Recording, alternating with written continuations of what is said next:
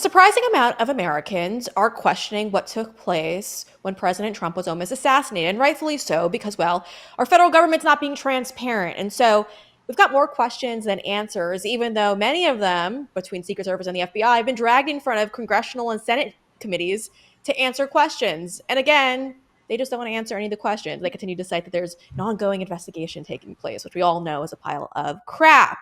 But listen, we got a new poll out that kind of hints at how many Americans might think that the FBI or any of these federal agencies had some type of involvement in the assassination attempt. Take a look at what Rasmussen just recently polled. It says that 53% of likely U.S. voters believe the gunman acted alone in the assassination attempt. 34% think he had help from others. But take a look at this other poll that they just put out as well. This one is very, very intriguing. 41% of voters believe it's likely that some federal government officials were part of the conspiracy to assassinate Trump. 41%. That's a massive, massive number. Joining me to discuss is Mark Mitchell. He's the head pollster over at Rasmussen Reports. Mark, thank you for doing this poll because, they'll call you a conspiracy theorist, but there's more questions than answers when it comes to asking these questions about it.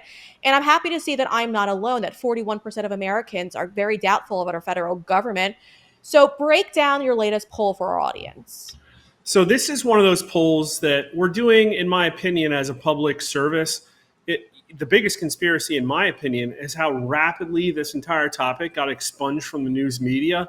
And I mean, it is because it is a topic that is favorable to Donald Trump, and they very much have captured the mainstream media and co-opted it into this Kamala Harris honeymoon we're seeing. But this is a backdrop. Americans really do not trust the government, and we weren't sure what kind of results that we were going to find. And to be honest, I kind of expected higher, but also I'm not surprised to see the sizable number we did have. We do have a really good analog to compare this to, and that is the JFK assassination, which people have had a whole lot of time to internalize what potentially went wrong there. So in this circumstance, 34%, 1 out of 3 voters do say the gunman had help, but 53% of majority say he acted alone. We still get a 12% not sure.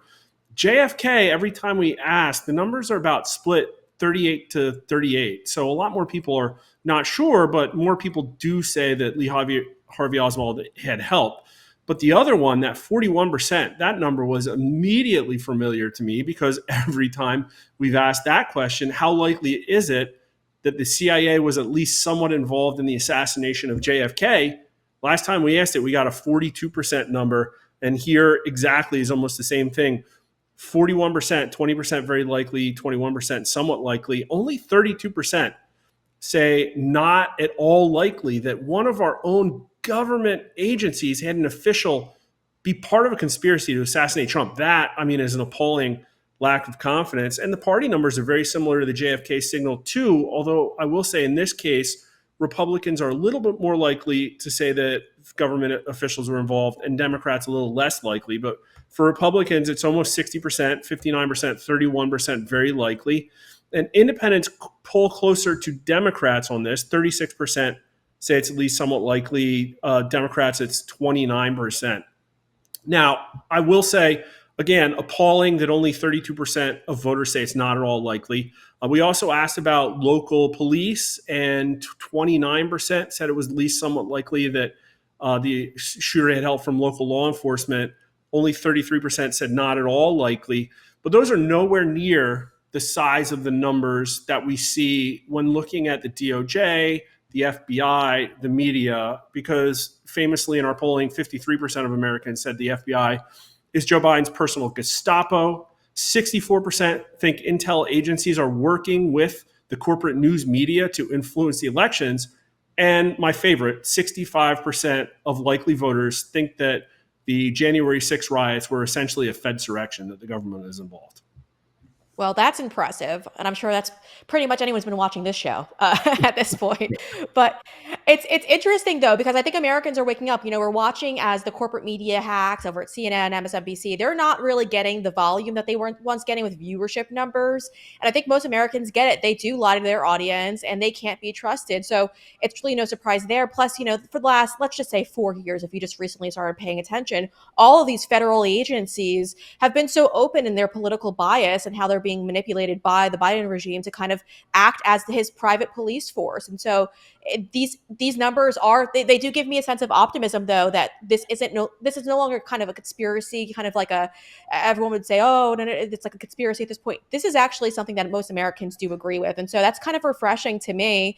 I wanted to go over the latest polling numbers that you guys also just released regarding Donald Trump and Kamala Harris. Now, interesting enough, Kamala Harris just got enough delegates to be the Democrat nominee.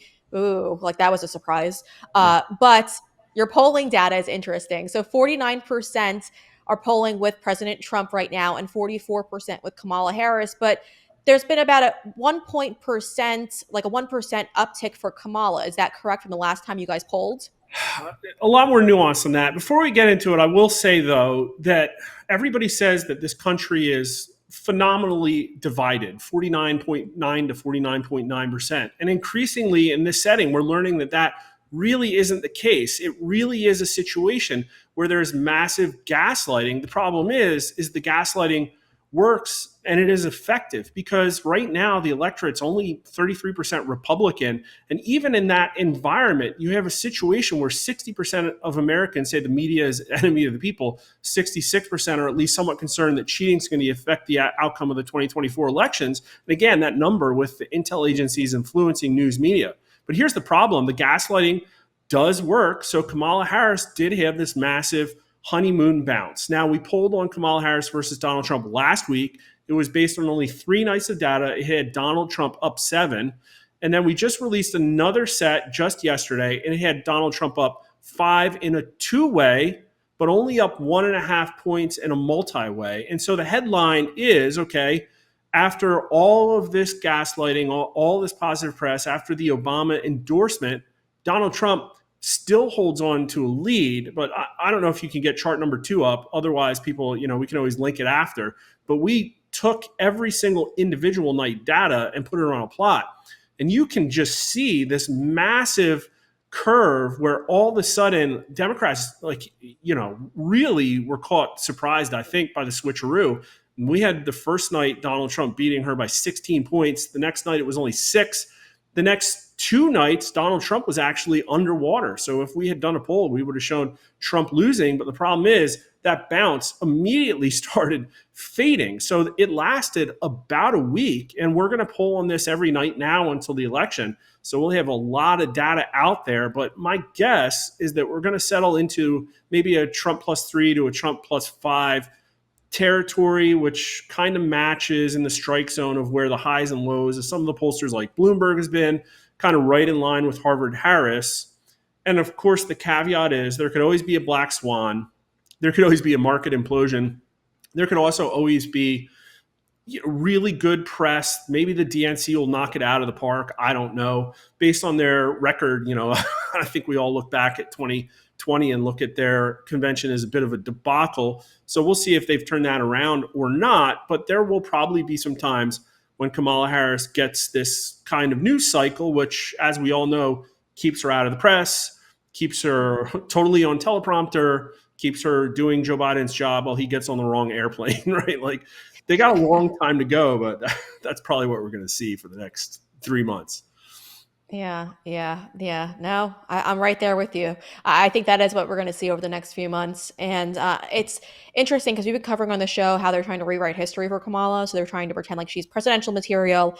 And then they're trying to comb over her, I guess, the negative things about Kamala Harris, the best way to kind of word it.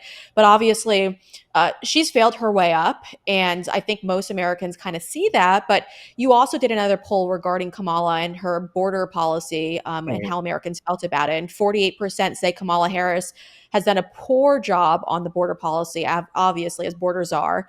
Then it goes on to 31% of voters rate Harris as doing a good or excellent job, which is kind of concerning. That's very, very high.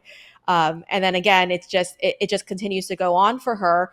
62% of likely voters considered the current situation with the migrant crisis at the border to be a crisis.